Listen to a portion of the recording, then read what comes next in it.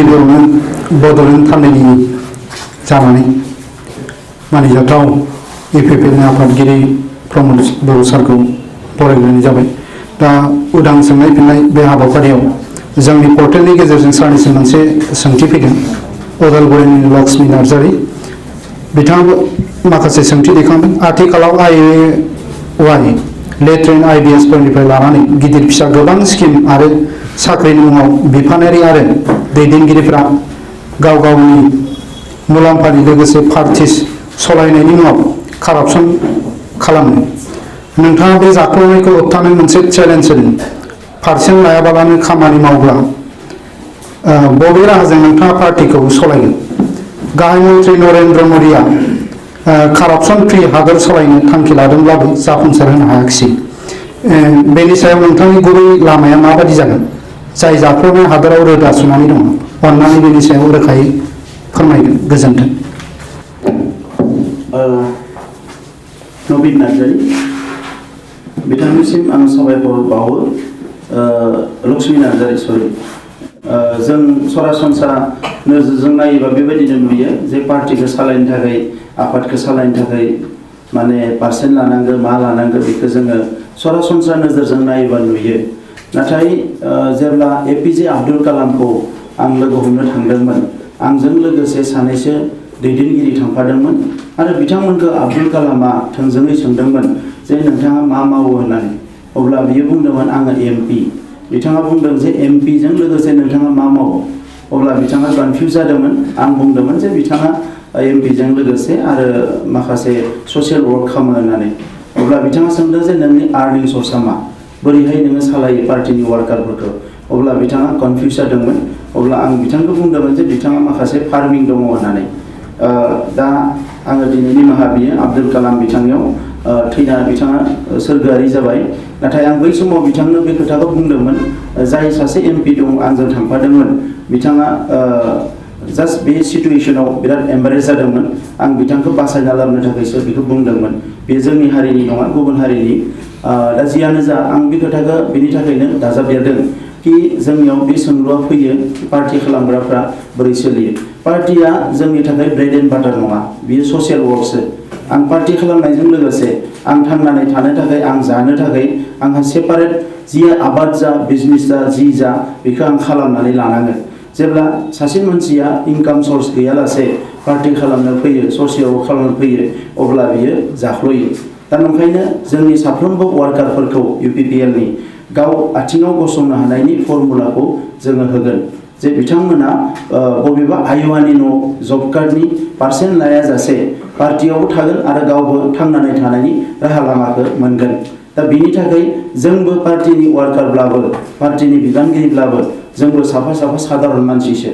दा गुबुन मानसिफोरनि प्रब्लेमखौ जों जेरै मेनेज खालामनो नागिरदों, जोंनि प्रब्लेमखौबो जों मेनेज खालामनांगोन। जोङो करापसन फ्रिनि खोथा बुंनाय लोगो लोगोनो जों बिनिफ्राय फ्रि नङा।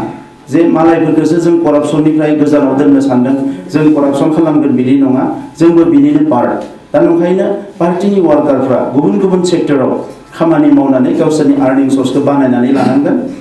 नाथाय बे जोंनि जे बेखौ बुंदों आयुवान जब कार्ड बायदिसिना बेफोरखौ माने सोबख'नायखौ जों कुनुदिन टलारेट खालामनाय नङा। आरो बेखौ सोबख'आ जासे एबा बेखौ जाख्ल'आ जासे बोरैहाय 100% इमप्लिमेन्ट जायो बिनि मेकानिजमखौबो जों सानखानानै दोनदों। जेब्ला गभर्नमेन्ट फैगोन बयबो नुनो मोनगोन कि बे आयुवानि न'फोरा पारफेक्टलि जागोन, जब कार्डफोरखौ बयबो प्रपारलि मोनगोन। आरो जिखिनि गरिब गुन्द्रानि थाखाय फैनाय स्किम्सफोर, अल्ड एज पेन्सनखौनो होन एबा फिजिकेलि चेलेन्जफोरनिखौनो होन बा लेबारनि वेजखौनो होन, बेफोर गासैखौबो कमिसनफोरखौ बिथांमोना प्रपारलि मोनगोन। बेवहाय खुनु मोनसे साननो गोनां गैया। आरो बिनि थाखाय जि मोनसे करापसन फ्रि गभर्नेन्स बिदि सिस्टेमखौ बोरैहाय लांनांगौ बेखौ जों सालायदों। आरो जोङो दायो इन्डियायाव थानानै, आसामाव थानानै, BTR आव थानानै सोबख'नायनि जाख्ल'नायनि सिटुएसना थासारिया ओरैबायदि बारा, जों जाख्ल'नायनि माने हेंथायै थांनो हानाय नङा होननानै सानफ्लांनाय जाबाय। खिन्थु मुलुगाव सोबख्ल'नाय जाख्ल'नाय गैयि हादोरफोरबो दङ। दा बिथांमोननि जि गभर्नेन्स सिस्टेमखौ नायोबा जों नुयो जे उइदाउट माने करापसनबो गभर्नेन्सखौ सालायनो हायो।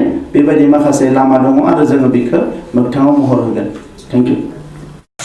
बड'लेण्ड थान्दैनिफ्राय नैथि सोंलु दङ सारनिसिम। जायख्लं बर' बिथाङा जोंनि पर्टेलनि गेजेरजों सारनिसिम सोंथि दैखांदों माने बिथाङा बाहेरायाव खामानि मावो दा बिथाङा बाहेरायाव खामानि मावनायनि 17 बोसोर जाबाय दा बिथाङा मोनोब्ला जायगायावनो खामानि मावफैसिगोन बिटिआर हालामावनो दा नोंथाङा बिनि सायाव माबाफोर पलिसि लादों नामा बिथाङा सोंहरदों लोगोसे आं बेजों दाजाबफानो सानदों बे समाव बिटिआरनि बायजोआव थानाय मानसिफ्रा बा बर'फ्रा जोंनि बेवहाय बिटिआरनि गेजेरजों माबायदि सुबिदा साखरि बाखरि बा मा रोखोमनि सुबिदा लानो हागोन बेखौ एसे फोरमायदों सार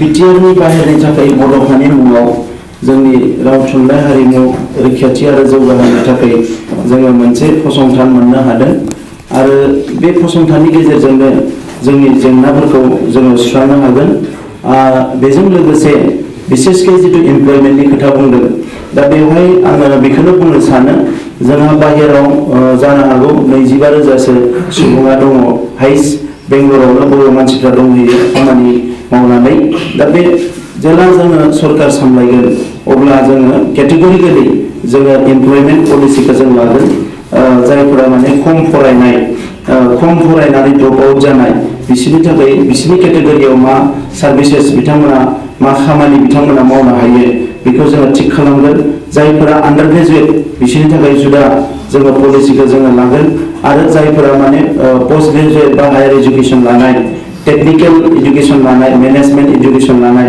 बिथांमोननि थाखाय जि प्लेसमेन्ट एबा जबनि बाथ्रा बेखौ जोङो बिटिआर गभर्नमेन्टनिफ्राय जोङो इन्डियानि जेराव जेराव जबफोरा ओंखारो एबा वर्ल्डआव ओंखारो बेखौ नायनानै जों गभर्नमेन्टनिफ्रायनो जोङो बेखौ मेनेजमेन्ट खालामनो नाजागोन आरो बेवहाय बिसेसकै जोंनि ससियेल वेलफेयार जि डिपार्टमेन्ट दङ बेखौ गभर्नमेन्टआ गारनानै दोनसोयो आरो जोङो ससियेल वेलफेयार डिपार्टमेन्टखौ जों बांसिन एक्टिभ खालामनानै जोङो बै जेंनाफोरखौ फोजोबनो नाजागोन आरो बिटिआरआव जायफोर फैफिननो लुबैदों बिथांमोनखौ जोङो लाबोफिननानै जोंनि जायगायावनो बिथांमोना गावसोरनि मान सन्मान लानानै डिगनिटिखौ लानानै मावनानै जानो हानाय माखासे राहा लामाफोरखौ होगोन नाथाय चइसआ बिथांमोननि जागोन कि बिथांमोना मा मावगोन जायफोर बिजनेस खालामनो ओंखारो बिथांमोनखौ जों बिजनेसनि थाखाय ट्रेन खालामगोन जायफ्रानोखि आबाद मावनो ओंखारो बिथांमोनखौ आबाद मावनायनि बेबस्था खालामगोन जाय जि मावनो गोसो बिथांमोननि मोनसे सार्भे खालामनानै बिथांमोनखौ जोङो गुबुन गुबुन सार्भिसफ्राव एबा गुबुन गुबुन खामानियाव एंगेज खालामनायनि थाखाय जोङो पलिसिखौ लागोन